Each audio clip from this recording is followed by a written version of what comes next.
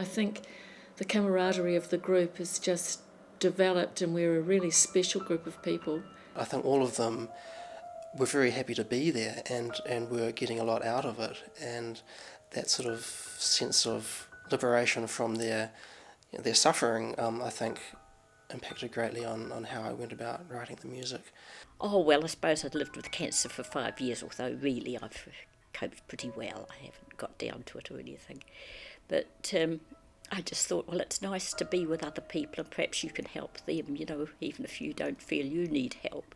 Just appreciating life more in general is what I've gained from it, and just a real sense of reward from meeting the people that have been in the group. It's been a really nice combination, quite a mix of different individuals, and we've all come together for a reason, and it's been a really rewarding experience. People who don't know each other, but they're just got so much empathy, and it's just, some of the poses have been quite moving. And it's just one of those wordless things that art does, I think. I quite liked it because it wasn't emphasising perfection, but inclusion and healing. It started very falteringly, and we perfected it and saw the vision as we went through, and that was kind of neat, actually. Underneath, we all obviously feel the same kinds of powerful emotions and that sense of bewilderment and helplessness and paralysis in the face of our own mortality or a friend's mortality. And I think that's what Barbara's done so absolutely marvellously, is formed connections across this most difficult issue where people often feel so very, very alone.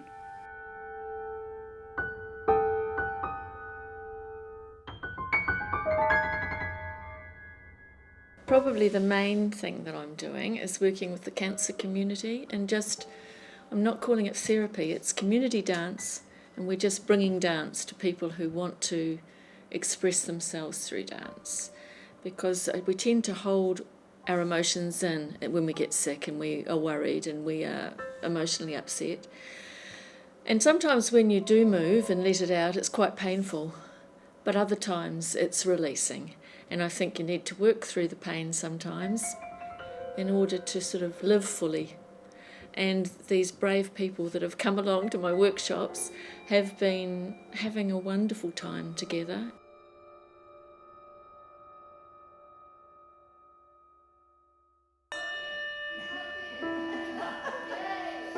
Well, we had a welcome to the fellows at the Hocken Library, and I had this idea that I was going to need music for the dance, and I thought, what a wonderful thing to have some original music composed. Barbara signalled that she had a piece in progress that maybe the rest of us could collaborate on, and so Sue Wharton, the Burns Fellow, just happened to have a poem that she was writing in response to a friend who was dying of cancer at the time. You can feel so overwhelmed and so bewildered and so sorrowful. It just becomes almost a blank. And so I wrote it. It sort of came to me that it would be very sensible to write it in blank first, because I started from a point of being very sort of blank about what I could do.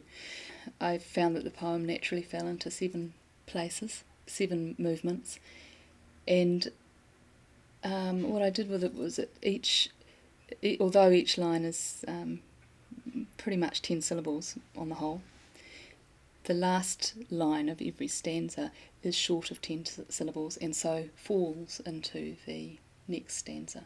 The music has a lot of sort of falling gestures, octaves that sort of tumble down, and the music sort of goes through different stages of tension and relaxation, which reflect the words and the various stages that someone might go through when they're suffering from cancer. Sue's poem, Fall Sonata, is just absolutely beautiful and has been recorded through the music that Chris has written. And when it came together, just this last session on Thursday, and Chris brought it along and we played it and we danced to it, it was such a moving experience. All week the house is keening and adjusting. Joists creak and whisper as the sun contracts. Secrets being transferred between seasons. This is the week you turn to your dying, embarking as if newly blind upon unwrapping what has landed in your lap.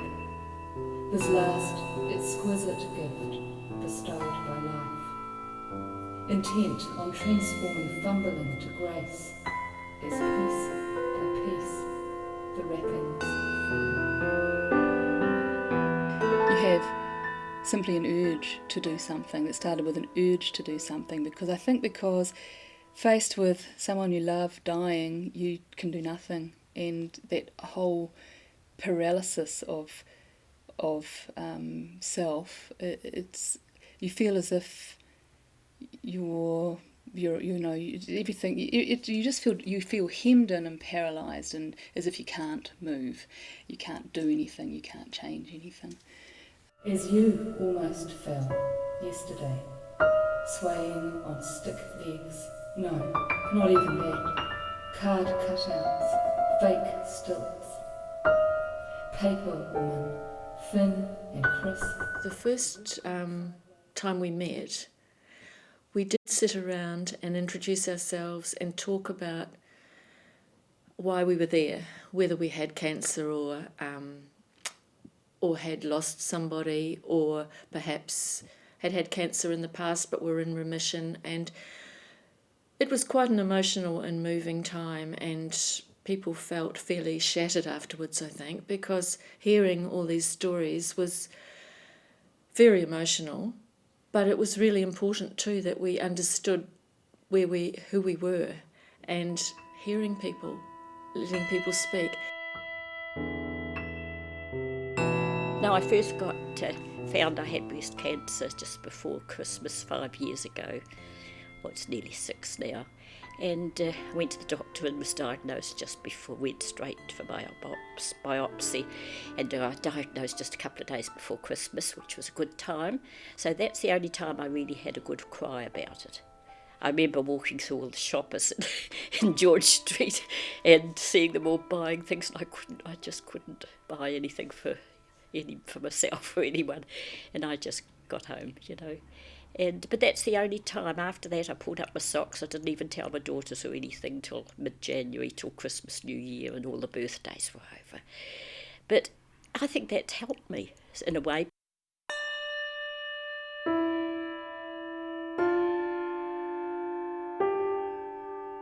Well, last year I was diagnosed in August with breast cancer.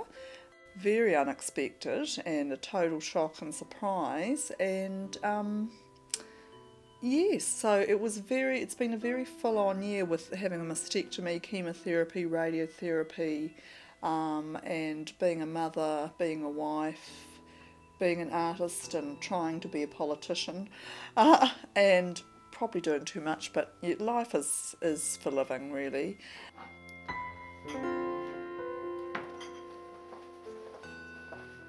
The reason that I felt as though I could work with the cancer community was because I've lost a daughter and a husband in recent months, and I've just had quite a bit to do around the cancer community, and I just felt that I had an understanding of where people might be at, even though everybody's journey is entirely different.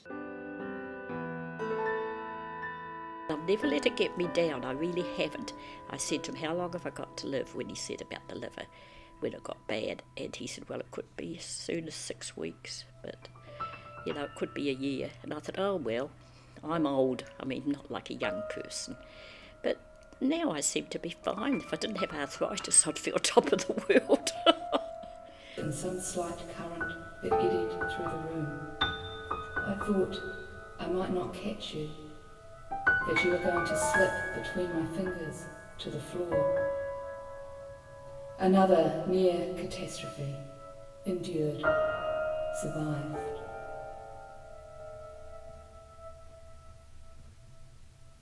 I know from my years as a physiotherapist, how important movement is, and how moving the body when the body is stiff and tight and guarded is absolutely pivotal to relief of pain.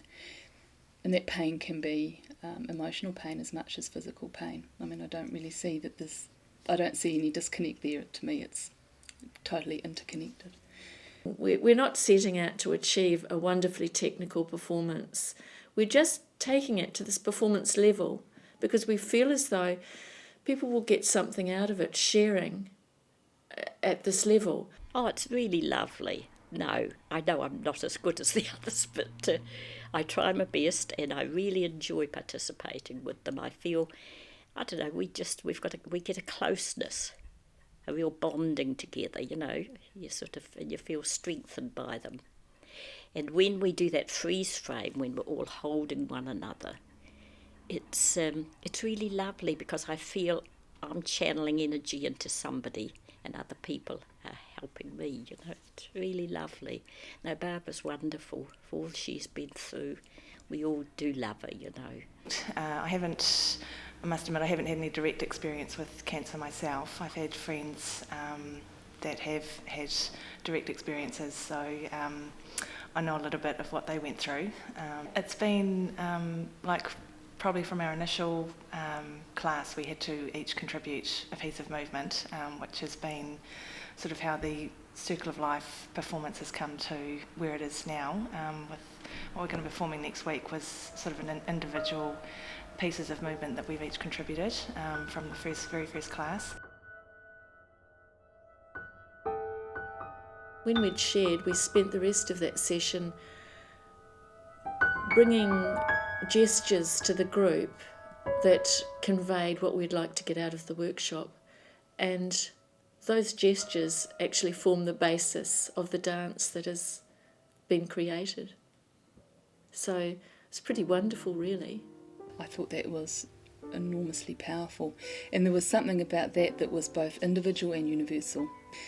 You suddenly, again, you're not alone. Your journey is always going to be, in the end, your own, but to have that sense of connection across it, I think that was really powerful.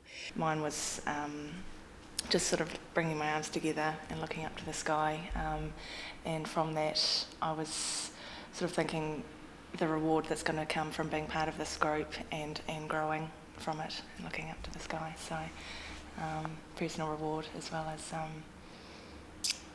just enjoyment from being part of this special group. Everybody just enjoys being there and enjoys supporting each other. And even those who have left, as people do when they get sick, sometimes they're having treatment, sometimes they're just too ill to come. And there are all sorts of reasons why the population of the group keeps changing. We've got their movements because the people themselves made up the movements. And it means that everything we do, we remember those people who made them up. So it's really lovely. We've got them with us. Oh, I love the coffee table. I'm a coffee table in the dance, and it's one of our freeze frames, and we have had many people around it, but I think in this end performance it will not have many people around it, but that's life. Oh, it's just lovely. All the people are so nice, you know. And oh yes, I love that piece when we're rubbing backs, when we turn, we wander about and then sort of massage each other's back. That's nice. I was blown away by how it came together so organically, because this group of dancers hadn't been dancing to the music, and I have to say that both Chris and I were going, gee, I don't know how this is going to work, and Barbara's saying it's going to be fine, it's going to be fine. She was right, of course she was right. We've really got to know one another, you know. And I think that bit about throwing the scarves down on the ground is very nice too, because I mentioned two of my dear friends, you know. Thinking of someone, you know, who's either got cancer or who has died of cancer. And in turn we go and pick up a coloured scarf and throw it, you know, do a bit of a swirl and throw it on the ground and mention their names. I went along to a few dance sessions that Barbara put together, and I got to see the people, see how they moved differently to each other. I think that the first time they did it, their routine, if you can call it that, that they'd worked out in the weeks prior matched up perfectly with the music. They finished at the same time, and what they were doing seemed to match the music and the poem, so it was very good, yeah. And somehow you abide. An hour before, you're suddenly giggling at being asked your preference in tea, trim milk or blue. That set you off, a maraca shaking laughter into my arm on your back, where I had laid it to absorb your sobs. Full fat mirth, we both drank deep, and just as well, you couldn't touch the tea for nausea.